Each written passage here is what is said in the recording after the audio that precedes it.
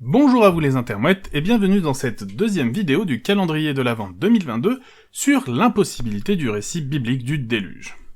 Vous pourrez retrouver en description le lien vers la playlist de ce calendrier de l'Avent si vous souhaitez voir plus de vidéos sur ce sujet. Nous avons pu voir ensemble lors de notre lecture du récit du déluge que si la Bible est une quasi-copie carbone de la Torah, le Coran quant à lui s'éloigne quand même un peu plus des deux autres récits. Cependant, ces textes religieux présentent deux grandes caractéristiques communes.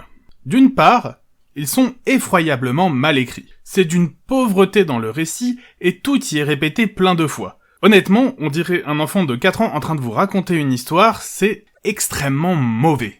Et de deux, dans chacun des textes, la divinité dont il est question se comporte comme un véritable trou du cul. Totalement imbu de sa propre personne, et avec un ego surdimensionné, ce dieu n'hésite pas une seconde à tuer tout le monde, pour la simple et bonne raison que les humains ne suivent plus la voie qu'il avait tracée pour eux. Tu parles d'un despote sanguinaire et tyrannique. Pourtant, on est en droit de se poser une question. Dans les religions abrahamiques, Dieu est censé être une divinité parfaite, omniscient et omnipotent. De toutes ces caractéristiques qu'on lui attribue, il ressort que ce Dieu, si tant est qu'il soit conceptuellement possible de l'imaginer, doit être par la force des choses parfaitement infaillible. Pourtant, le récit sacré qui nous est conté explique par le menu que ce Dieu est à la fois déçu et surpris que les humains se détournent de lui. Il est pourtant censé être omniscient. Était-il donc impossible pour lui d'anticiper que les humains allaient se comporter ainsi ? Également, il est censé être omnipotent. Comment se fait-il alors que la seule solution qu'il ait pu trouver pour résoudre son problème, qui au passage n'en est pas vraiment un, soit de tuer quasiment tous les êtres vivants sur Terre et pas uniquement les fautifs ? Ne pouvait-il pas simplement changer le cœur des hommes ? Alors oui, les religions parlent toujours de ce que les gens ont dans le cœur, et le dieu de ces religions fait de même, ce qui est semble toute logique, mais n'est-il pas quand même très surprenant qu'un être omniscient ne soit pas au courant que le comportement et la personnalité d'une personne résident non pas dans son cœur, mais plutôt dans son cerveau ?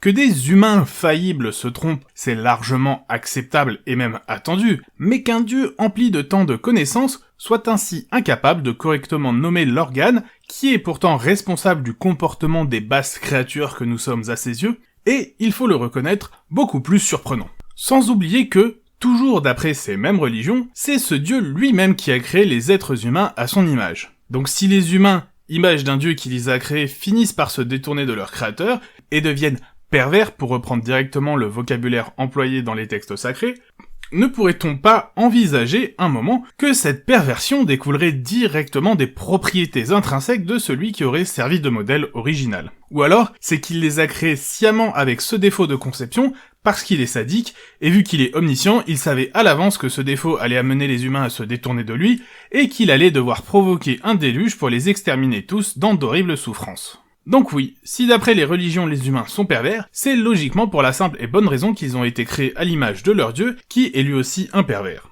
Et pervers, il faut reconnaître qu'il l'est dans des proportions astronomiques le pépère. Lui qui est capable de créer l'univers par la simple parole, ne pouvait-il pas simplement prononcer la phrase magique « que les humains pervers cessent d'exister à jamais » pour que d'un coup d'œil, la Terre ne soit plus habitée que par des êtres au cœur pur, à la droiture exemplaire, vouant un culte immodéré et sans aucune concession à ce Dieu tout-puissant. En gros, Noé, ses fils et leurs femmes, qui dans les textes sont juste des faire-valoir ne méritant même pas d'être nommés. Paf ! D'un coup d'un seul, tout le monde disparaît sans la moindre trace, il n'y a pas besoin de construire un bateau géant, pas besoin de réunir les couples d'animaux pour ne pas que leur espèce disparaisse, et surtout, il n'y a pas besoin d'attendre des mois que l'eau monte, ne tue tout le monde, puis ne redescende avant que les survivants ne puissent retrouver un bout de terre ferme sur laquelle s'épanouir à nouveau après cette catastrophe monstrueuse. Techniquement, ce qu'il faut savoir, c'est que le dieu dont il est question dans le récit du déluge, quel que soit son nom et quelles que soient les religions qui en parlent, n'a strictement aucun attribut qu'on attendrait d'une divinité toute puissante. Il n'est pas omniscient, puisque le fait que les humains se détournent de lui le surprend, chose qui devrait être impossible s'il savait tout à l'avance. Il n'est pas non plus omnipotent, puisque le seul moyen qu'il a trouvé pour résoudre le problème, c'est de noyer tout le monde, alors qu'il existe une quantité faramineuse d'autres solutions bien plus rapides pour se débarrasser des humains.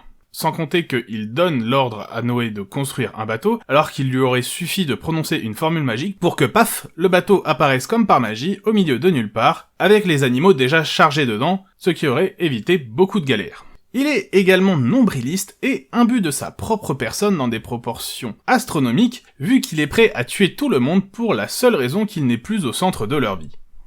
Ce qui d'après lui est une perversion.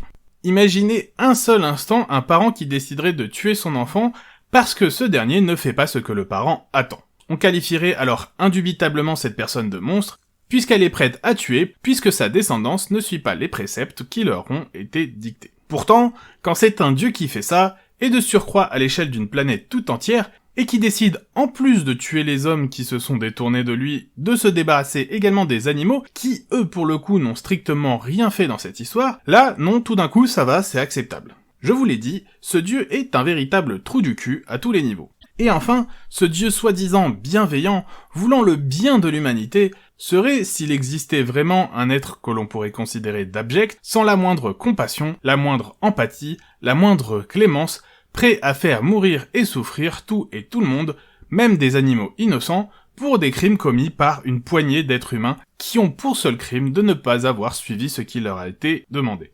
Pire encore, le crime dont sont accusés justement les humains est de ne pas avoir suivi le chemin qui leur avait été tracé par l'Éternel omniscient et omnipotent, qui ne pouvait donc nullement ignorer que ses créations allaient le décevoir, et qui n'a visiblement pas eu le pouvoir de les créer autrement qu'à son image, et donc imparfait. De là à en conclure que ce dieu est assez persuadé d'être la perfection incarnée, le poussant lorsqu'il voit sa propre perfection dans sa création à être incapable de la reconnaître, il n'y a qu'un pas. À moins que son ego surdimensionné fait qu'il ne supporte pas qu'il existe des personnes qui ne soient pas prêtes à être soumises à ses caprices puérils, nécessitant une adoration sans borne de sa propre personne.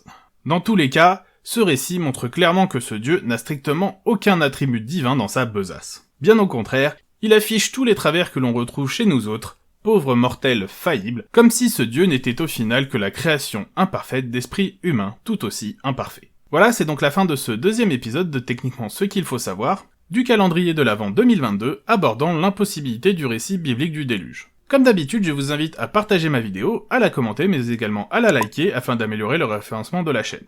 Vous avez également la possibilité de me suivre sur les réseaux sociaux où vous serez informé des épisodes à venir, et vous pouvez également me proposer des sujets que vous aimeriez voir traités ici. Bien sûr, si ce n'est pas déjà fait, je vous invite à vous abonner et à cliquer sur la cloche afin d'être informé des nouvelles vidéos et de ne rien rater de l'actualité de la chaîne. Je vous dis en tout cas à bientôt pour un nouvel épisode de Techniquement ce qu'il faut savoir.